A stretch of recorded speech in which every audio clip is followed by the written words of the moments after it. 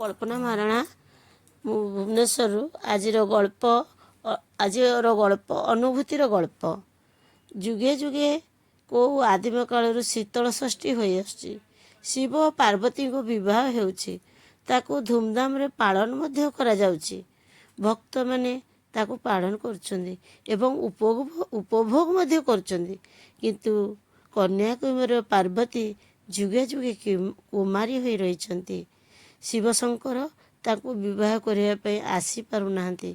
ଦେବତାମାନେ କପଟ କରି ଏହା କରିବାକୁ ଦେଲେ ନାହିଁ।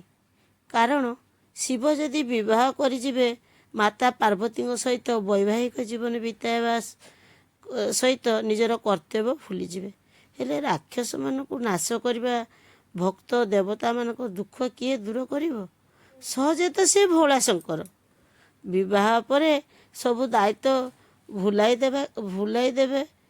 ସେଇ କଥା ଭାବି ଯେତେବେଳେ ଶିବ ବିବାହ କରିବାକୁ ଆସୁଥିଲେ ତାଙ୍କୁ ଅଟକାଇ ଗଞ୍ଜେଇ ଖୁଆଇ ଅଲଗାରେ କଥାବାର୍ତ୍ତା କରି ଟିକିଏ ବିଶ୍ରାମ ନେବାକୁ କହି ଅନେକ ସମୟ ଯାଏ ରଖିଦେଲେ। ସେତେବେଳକୁ ଶିବ ତରତର ହୋଇ ଯେତେବେଳେ ତାଙ୍କର ହୋସ୍ ଆସିଲା, ସେ ତରତର ହେଇକି ଶିବ ପଳେଇ ଯିବାକୁ ବାହାରିଲେ। ସେତେବେଳକୁ ଭୋର ହେଇ ଆସିଲା ଏବଂ ସକାଳ ହେଇ ଆସିଲା। ବିବାହ ସମୟ ଗଡ଼ି ଯାଇଥିଲା। କେଉଁ ମୁହଁ ନେଇ ସେ ପାର୍ବତୀଙ୍କ ପାଖକୁ ଯାଇପାରିଥାନ୍ତେ? ସେ ଆଉ ସେପଟେ ପାର୍ବତୀ ବା ଗୌରୀ ସେହିପରି ବଧୂ ବେଶ ହୋଇ ବିବାହର ଆଶା ନେଇ ବିରହୀ ମନରେ ପ୍ରଭୁଙ୍କୁ ଆସିବା ବାଟକୁ ଚାହିଁ ରହିଲେ।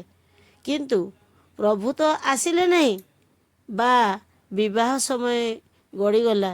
ଭୋର ହେବାର ପୂଜକ ଆସି ତାଙ୍କ ବିବାହ ପରିଧାନକୁ ବଦଳାଇ ଗାଧେଇ ତାଙ୍କୁ ସାଧାରଣ କୁମାରୀ ବେଶ କରିଦେଲେ। କେତେ ଦୁଃଖ ଯାତନା ନଦେଲେ ପ୍ରଭୁ? ସେହି ଦିନରୁ ମାତା କନ୍ୟାକୁମାରୀଙ୍କୁ ସନ୍ଧ୍ୟା ହେଲେ ବଧୂ ବେଶରେ ସଜାଇ ଦିଆଯାଏ। କାଳେ ରାତିରେ ଶିବ ଆସିବେ ଓ ମାତା କନ୍ୟାକୁମାରୀଙ୍କୁ ବିବାହ କରିବେ। କିନ୍ତୁ ହାୟ ସେ କଥା ଆଜି ଯାଏ ପୂରଣ ହୋଇପାରି ନାହିଁ। କି କନ୍ୟାକୁମାରୀଙ୍କ ଆଶା ଅପୂରଣୀୟ ହୋଇ ରହିଛି। ଏହା କେତେ ଯେ ସମ୍ବେଦନଶୀଳ, ମନରେ କୋହ ଆସିଯାଏ ଏବଂ ଚକ୍ଷୁରୁ ଲୋତକ ଝରିପଡ଼େ। କନ୍ୟାକୁମାରୀ ମନ୍ଦିରଟିର ପାଚେରୀ ପାଖକୁ ସମୁଦ୍ର ଘେରି ରହିଛି। ସେଠାରୁ ଲଞ୍ଚରେ ଗଲେ ବିବେକାନନ୍ଦଙ୍କ ସେତୁ ଓ ପ୍ରେୟାର ହଲ୍, ମାତା ଶକ୍ତିଙ୍କ ପାଦ ଚିହ୍ନ ଦେଖିବାକୁ ମିଳେ। ମଝିରେ ଗୋଟିଏ ଜଳକୁଣ୍ଡ ଅଛି। ସେଠାରେ ପ୍ରବଳ ମାଛ ରହିଛନ୍ତି। ତାଙ୍କୁ ଖାଇବାକୁ ଦିଆଯାଏ।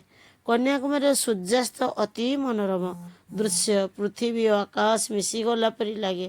ଲୋହିତ କିରଣ ବିଚ୍ଛୁରିତ ହୋଇ ମନ ମୋହି ନିଏ।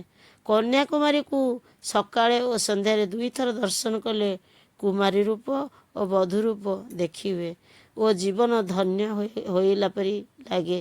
ରାତ୍ରିରେ ପାଚେରୀ ପାଖରେ ଛିଡ଼ା ହୋଇ ଦେଖିଲେ ସମୁଦ୍ରର ଘୁ ଘୁ ଶବ୍ଦ ଓ ବିବେକାନନ୍ଦଙ୍କ ଷ୍ଟାଚ୍ୟୁ ଲାଇଟ୍ ବହୁତ ସୁନ୍ଦର ଦେଖାଯାଏ। ମନ୍ଦିର ପରିବେଶ ମଧ୍ୟ ବହୁତ ସୁନ୍ଦର। ଏତିକିରେ ରହୁଛି। ମୁଁ କଳ୍ପନା ମହାରଣା।